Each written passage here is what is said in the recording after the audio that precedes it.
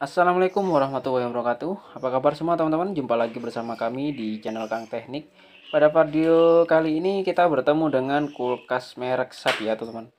Dan untuk kerusakannya itu kulkas ini saat hidup ya, selang waktu 1 jam setelah waktu 1 jam dia itu akan mati ya teman-teman. Dan setelah mati dia itu tidak bisa hidup kembali ya teman-teman. Nah, pada video kali ini saya akan coba contohkan ya teman-teman bagaimana cara menanganinya.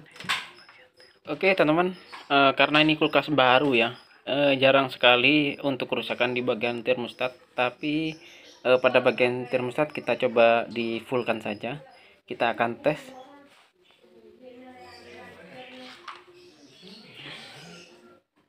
Langsung aja kita colokin.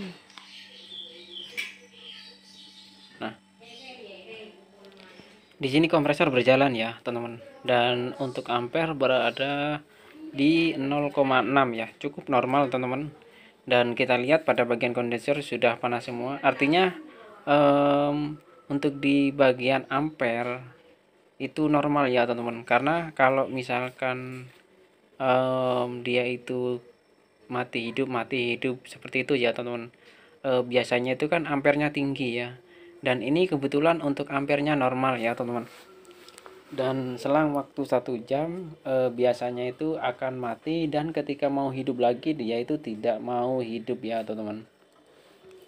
Nah, setelah saya cek di sini, pada bagian filter juga panas semua, dan juga bagian ampere ini menunjukkan normal ya teman-teman, karena ini kulkas masih nggak terlalu lama ya, masih baru ya. Dan juga untuk voltase di rumah konsumen ini bagus ya, sekitar 235 untuk voltasenya. Oke teman-teman, artinya setelah saya cek ya, tadi kondensornya itu panas, dan juga pada bagian evap ini sudah mulai terasa dingin ya, dan ini ada pembekuan. Nah, di sini terjadi lagi ya teman-teman, artinya kompresor tidak mau bekerja lagi, tidak mau hidup lagi. Dan kita lihat ampernya. Nah, ampernya ini malah berada di sekitar 2, ya teman-teman. Dan orangnya hampir mengganti 3 kali ya untuk di bagian relaynya, namun masih kasusnya sama ya teman-teman.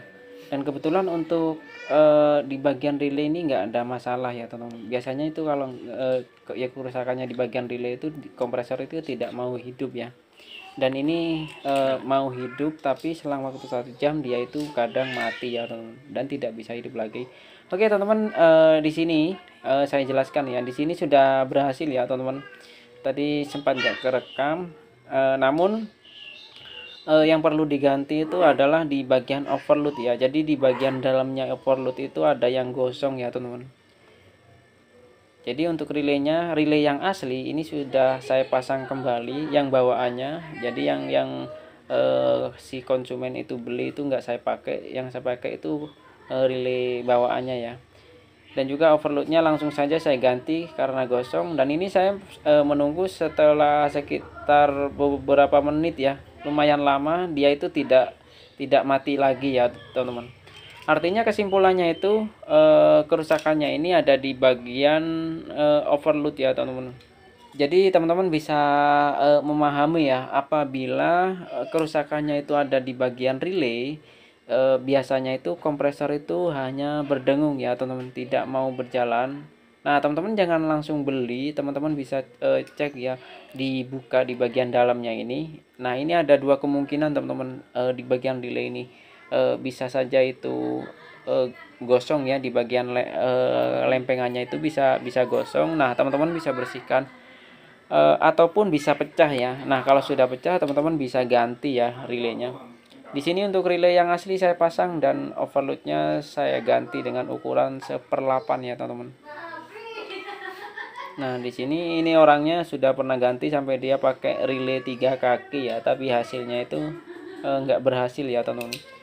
Jadi lanjut penjelasan yang tadi. Jadi kalau misalkan di bagian overload yang rusak, itu biasanya itu em, kalau misalkan mati gitu ya, overloadnya mati, biasanya itu langsung nggak hidup sama sekali ya teman-teman, seperti tidak teraliri setrum. Namun di video kali ini dia itu teraliri setrum, cuman ada yang gosong ya. Jadi selang waktu beberapa menit dia itu akan mati ya. Dan setelah mati dia itu tidak mau hidup ya teman-teman. Artinya sumber masalahnya itu berada di bagian overload ya. Jadi teman-teman bisa gampang ya. Jadi kurang lebihnya itu penjelasannya seperti itu ya teman-teman. Oke teman-teman, itu saja video dari kami, semoga bermanfaat. Jika teman-teman ada yang perlu ditanyakan, silahkan tinggalkan komentar di bawah. Assalamualaikum warahmatullahi wabarakatuh.